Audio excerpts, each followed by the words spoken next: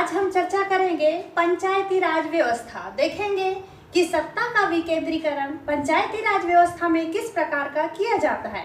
तो चलिए देखते हैं पंचायती राज व्यवस्था। पंचायती राज व्यवस्था को दूसरे शब्दों में स्थानीय स्वशासन भी कहा जाता है।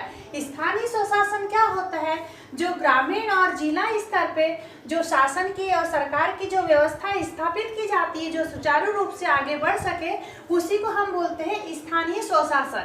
और यह स्थानीय स्वशासन अनुच्छेद 40 में दिया गया है।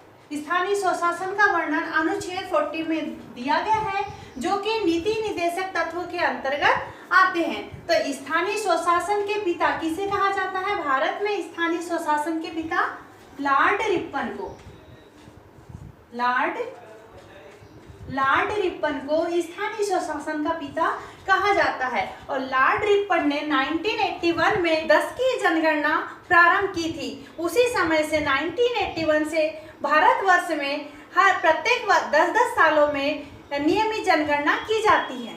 फिर हम देखेंगे जो पंचायती राज व्यवस्था है, तो पंचायती दिवस कब मनाया जाता है?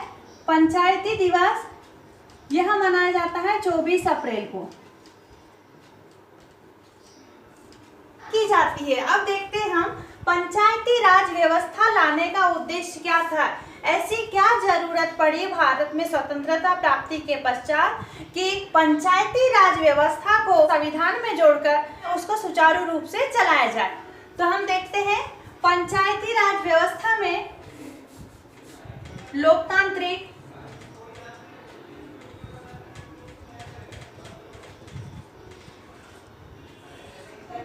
विकेंद्रीकरण,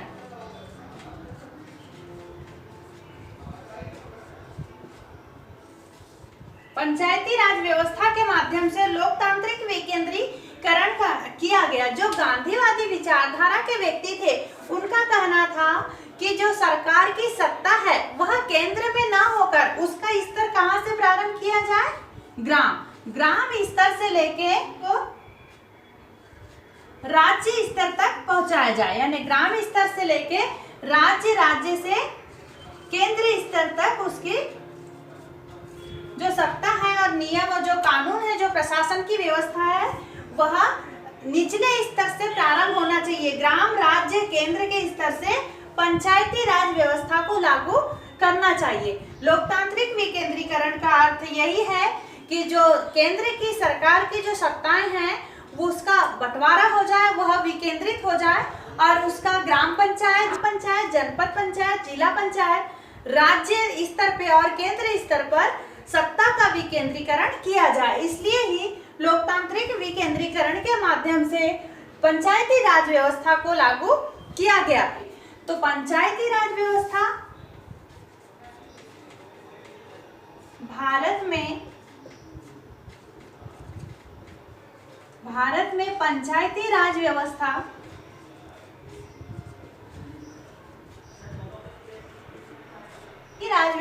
पहली बार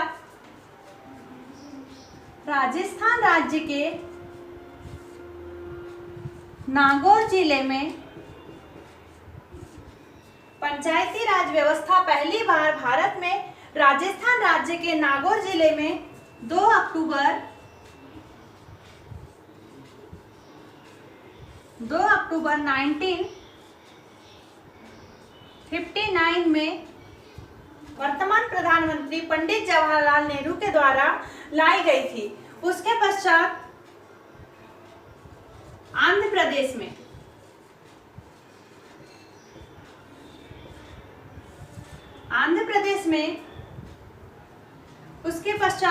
प्रदेश में 11 अक्टूबर 1959 यानी 11 अक्टूबर 1959 को आंध्र प्रदेश में पंडित जवाहरलाल नेहरू के द्वारा पंचायती राज व्यवस्था की शुरुआत की गई। तो सर्वप्रथम राजस्थान के नागौर जिले में 2 अक्टूबर 1959 को और आंध्र प्रदेश में 11 अक्टूबर 1959 को लाई गई।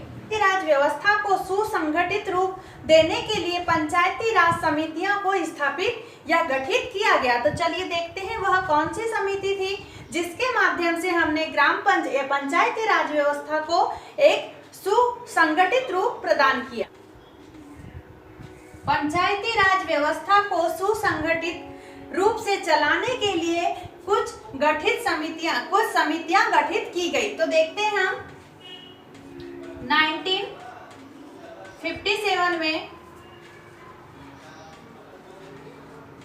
1957 में बलवंत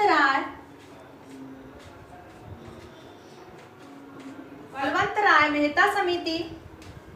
फिर देखेंगे 1977 में अशोक मेहता समिति।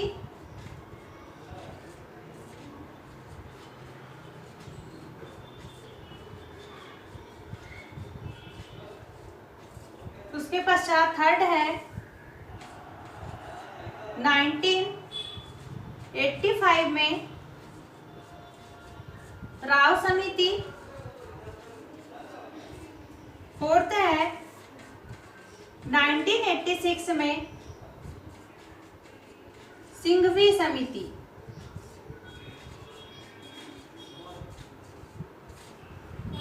1957 में बलवंत राय मेहता समिति, 1977 में अशोक मेहता समिति, 1985 में राव समिति और 1986 में सिंघवी समिति की स्थापना की गई, जिससे पंचायती राज व्यवस्था को सुचारू रूप से चलाया जा सके। अब 1956 में जो बलवंत राय मेहता समिति थी, इनका उद्देश्य था कि जो पंचायती राज व्यवस्था है वो त्रिस्तरीय होनी चाहिए। जो पंचायती राज व्यवस्था है वह त्रिस्तरीय होनी चाहिए।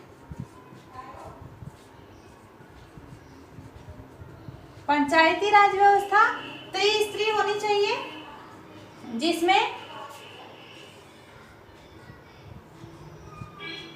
ग्राम स्तर पे ग्राम पंचायत,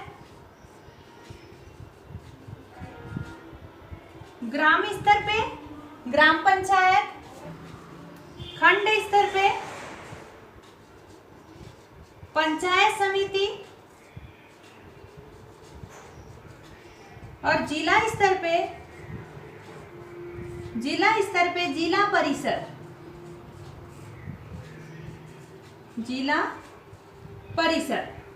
यानी बलवंत राय मेहता का कहना था कि पंचायती राज व्यवस्था में त्रिस्तरीय पंचायती राज व्यवस्था को लागू किया जाए, जिसमें ग्राम पंचायत पे ग्राम पंचायत, ग्राम स्तर पे ग्राम पंचायत, खंड स्तर पे पंचायत समिति और जिला स्तर पे जिला परिषद होना चाहिए। जिसमें इसका जो प्रमुख होता है, इसमें मुखिया होता है जो कि सरपंच होता है मुखिया, इसमें जो होता है वह प्रमुख होता है, और जिला स्तर पे जो होता है वह अध्यक्ष होता है। जिला स्तर पे जो होता है वह अध्यक्ष होता है, और जो इनका चुनाव है यह प्रत्यक्ष किया जाता है, और खंड स्तर पे यानी जनपद स्तर पे इनका चुनाव अप्रत्यक्ष रूप से किया जाता है,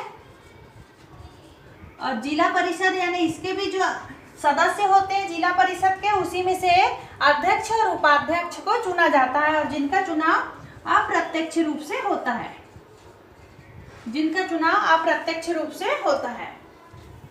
ग्राम स्तर पे सरपंच को मुखिया, पंचायत समिति में प्रमुख होता है, जिला परिषद में अध्यक्ष होता है। ठीक, और इनका कार्यकाल 5 वर्ष का होता है। ठीक है, बलवंत राय मेहता समिति। फिर हम देखेंगे 1977 में अशोक मेहता समिति। अशोक में होना चाहिए 2 स्त्री। कैसी होनी चाहिए? 2 स्त्री होने चाहिए, यानी ग्राम स्तर पे होना चाहिए और जिला स्तर पे होना चाहिए। ग्राम स्तर पे होना चाहिए और जिला स्तर पे होना चाहिए, और इन्होंने खंड स्तर की बात नहीं कही। फिर हम देखेंगे 1985 में राव समिति यह कहा कि जो केंद्र की सत्ता है उसका विकेंद्रीकरण होना चाहिए, और जो ST/SC को है आरक्षण, वह आरक्षण प्रदान किया जाना चाहिए। इन्होंने यह अपनी बात कही। फिर हम देखेंगे 1986 में सिंघवी समिति का यह कहना था पंचायती राज व्यवस्था है, इसको संवैधानिक दर्जा दिया जाए, सरपंच का पद भी होना चाहिए ग्राम स्तर पे। तो हमने देखे ये 4 समितियां। अब हम देखेंगे कि जब 1986 में सिंघवी समिति ने कहा कि पंचायती राज व्यवस्था को संवैधानिक दर्जा दिया जाना चाहिए। तो संविधान तो पहले ही बनके हमारा तैयार हो गया था, फिर उसमें कुछ संशोधन देखते हैं आप। संविधान संशोधन की कुछ प्रक्रिया।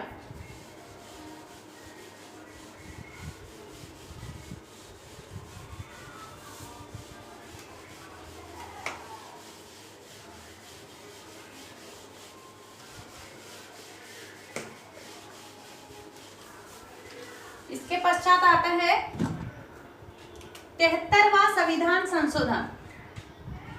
73वां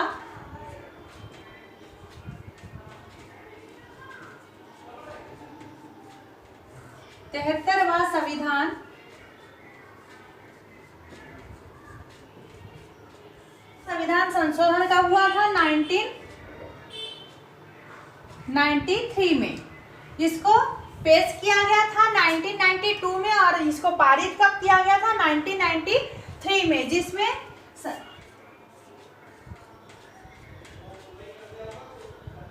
ग्राम पंचायत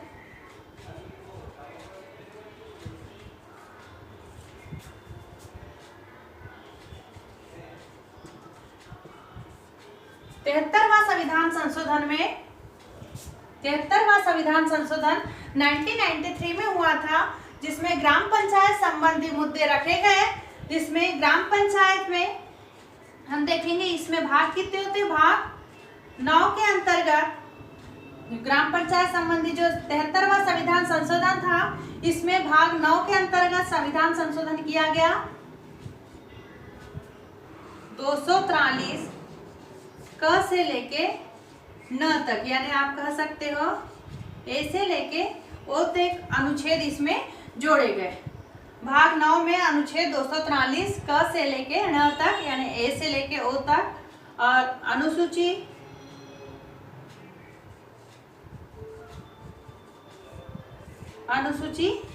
11 जोड़ी गई।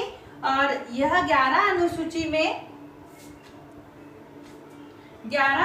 में और इसमें कार्य कितने दिए गए? कार्य 29 को जोड़ा गया। जिसमें सड़कों का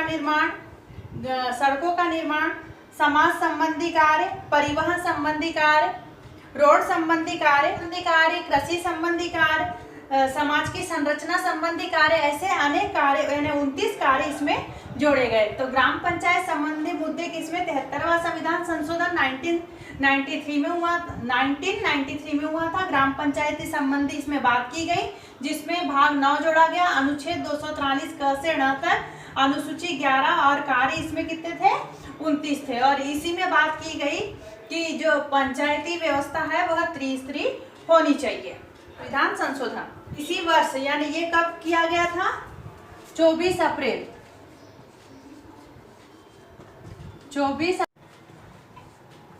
73वां संविधान संशोधन 24 अप्रैल 1993 को लागू किया गया था। इसी समय से प्रत्येक वर्ष पंचायती राज दिवस 24 अप्रैल को मनाया जाता है। अब हम देखेंगे 74वां संविधान संशोधन। 1993 में ही पास किया गया था, लेकिन कब पास किया गया था? 1 जून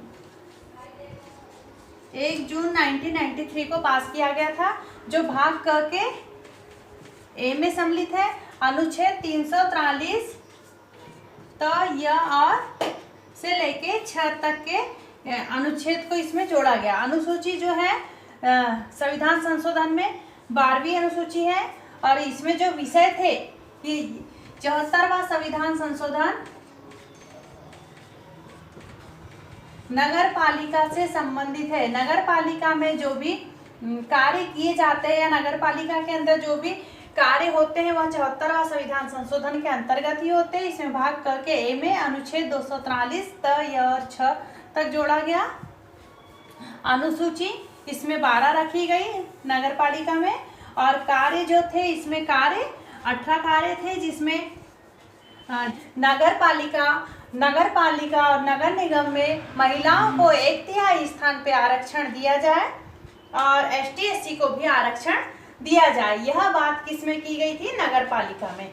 तो आपको यह वीडियो पसंद आया तो आप इसे लाइक, सब्सक्राइब और अपने मित्रों के साथ शेयर करें, और जो राइट साइड में बेल आइकन है उस पर ऑल पे क्लिक करके यह चैनल को सब्सक्राइब कर लें, ताकि आगे आने वाली वीडियो आप तक पहुंच सके। धन्यवाद मित्रों।